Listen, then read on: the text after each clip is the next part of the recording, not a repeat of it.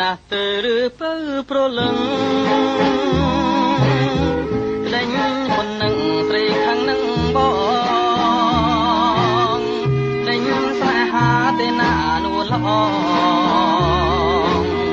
ចាំបងអងអាលថាវិញណាស្រី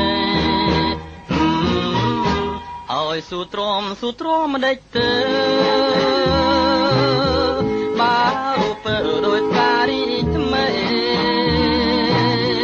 ចង់តែក្ដេញខំខ្ញុំលេខស្រីប្រណីកុំខឹងណាប្រលឹងអើយក្ដេញហើ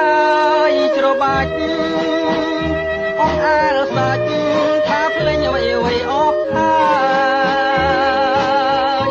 បើខឹងសមប្រលឹងឆ្លាយគុំប្រងើ